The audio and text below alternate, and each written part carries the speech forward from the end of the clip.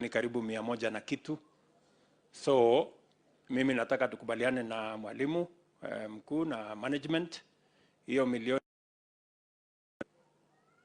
mtatupatia.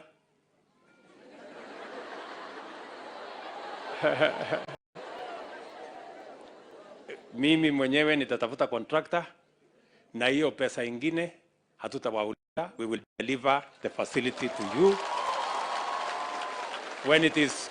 when it is complete, and we want to deliver it in under 1 year. We want to make sure that it is ready in under 1 year, kwa sababu unajua hawa macontractor ni watu wako na ujeuri mingi. Inataka mtu ya kunyorosha hawa. So nikiwaachia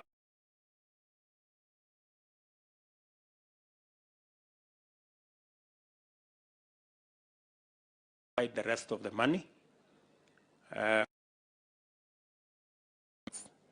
and with it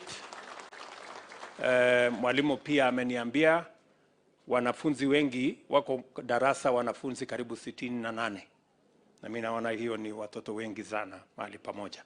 So with that facility we are also going to help you deliver another 7 classrooms so that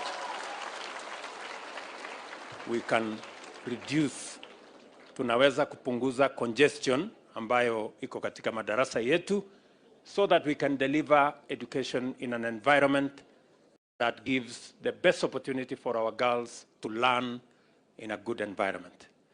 So tutashirikiana namna hiyo, na nimefurahi katika shule yenu